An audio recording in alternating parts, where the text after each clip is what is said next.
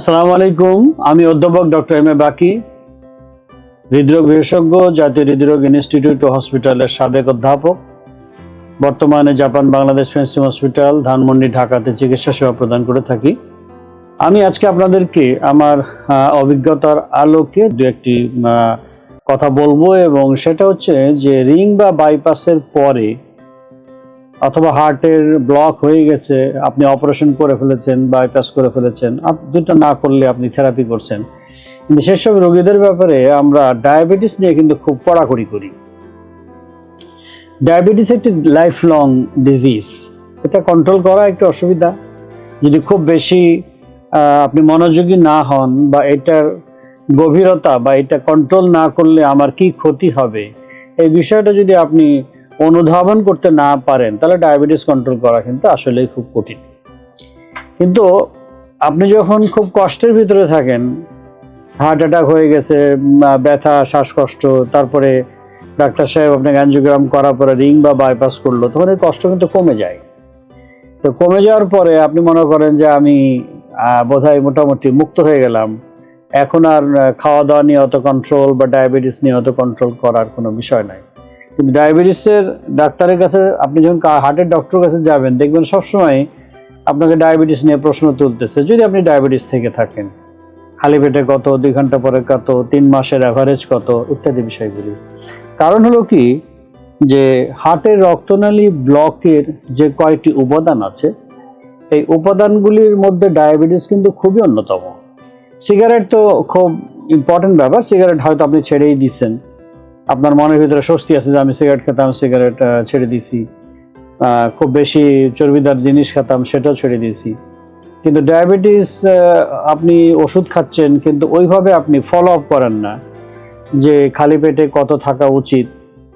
আপনি যারা ডায়াবেটিসের রোগী তারা জানেন যে 6 থেকে 7 যদি খালি পেটে থাকে, সেটা একটা গুড কন্ট্রোল, এবং 2 ঘন্টা পরে যদি 9, 10 বা 8, 9 থাকে, খুবই গুড কন্ট্রোল। অন্ততপক্ষে 10-এর নিচে থাকা। তো এইটা থাকলে হয় কি, যে পদ্ধতিতে আপনার রক্তনালীতে ব্লক হয়েছিল, সেই পদ্ধতিটা কিন্তু পিছিয়ে যায় বা কন্ট্রোল থাকে।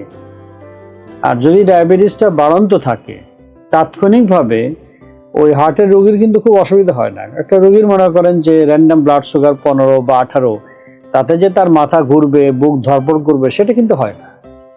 সেটা হলেই বরং ভালো হতো, কারণ উনি বেশি অ্যালার্ট হতেন এবং ডায়াবেটিস কন্ট্রোলে বেশি তৎপর হতেন। কিন্তু বেসিক্যালি তা হয় না। কিন্তু ডায়াবেটিস ধীরে ধীরে তার কাজ করে, এবং যে রক্তনালীর যে ব্লক, যেটাকে আমরা অ্যাথেরোস্ক্লেরোসিস বলি, ব্লক বলি, এই ব্লকগুলি আবার সে করতে শুরু করে রিংয়ের ভিতরে। অথবা আপনি যে বাইপাস করছেন, বাইপাসের যে রক্তনালীগুলি তারা তৈরি করেছে, গ্রাফট ভেসেল বলে, সেই গ্রাফট ভেসেলের ভিতরে আবার ব্লকেজ হয়। তো আমাদের খুব খারাপ লাগে চিকিৎসক হিসাবে যখন আমরা দেখি যে রিং পরানো 2 বছর বা 3 বছর পরে আবার ব্যথা নিয়ে আসে, এবং ডায়াবেটিস আনকন্ট্রোল যখন প্রশ্ন করা হয়, তখন খুব ভালো উত্তর পাওয়া যায় না।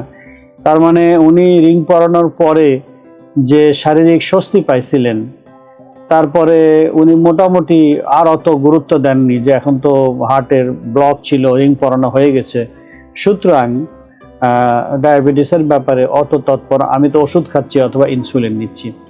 তাতে দেখা যায় যে ডায়াবেটিস তার বেড়েছিল, এবং পরবর্তীতে 2 বছর, 2.5 বছর, 3 বছর পরে আবার তার বুকের ব্যথা শুরু হয়েছে, এবং আমরা যখন তাকে পরীক্ষা নিরীক্ষা করি, তখন বুঝতে পারি যে তার রক্তনালীতে আবার ব্লক আসছে। এটা খুবই দুঃখজনক। তো সেই জন্যই আমরা কিন্তু আপনাদেরকে সবসময় আমাদের চেম্বারে যখন আসেন, দেখবেন যে ডায়াবেটিস নিয়ে প্রথম প্রশ্ন তুলি। যে সকল রোগীদের ডায়াবেটিস আছে, আপনার খালি পেটে কমন কত, 2 ঘন্টা পরে কত, এই প্রশ্নগুলি বারবার করি।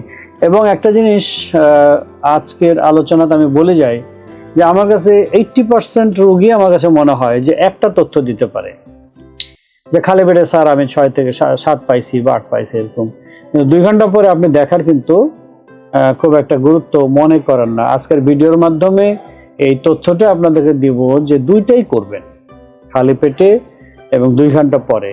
এবং কষ্ট করে যদি আপনি এটা একটু লিখে রাখেন, প্রতিদিন তো করতে হবে না, আপনি সপ্তাহে যদি 1 দিন করেন এবং সেটা যদি লিখে রাখেন, এবং আপনার হার্টের ডক্টরের কাছে আপনি যদি 2 মাস পরেও ভিজিট করেন বা 3 মাস পরে ভিজিট করেন এবং ওই চার্টটা যদি দেখেন, তাহলে উনি বুঝতে পারবেন যে হার্টের ওষুধ, সেটা ট্যাবলেটই হোক অথবা ইনসুলিন হোক, কিভাবে অ্যাডজাস্ট করে আপনাকে আরো কন্ট্রোল করা যায়। সবাই ভালো থাকুন। আমার মনে হয় যে এই তথ্যগুলি আপনাদের ডায়াবেটিস কন্ট্রোলে কাজে লাগবে। আল্লাহ হাফেজ।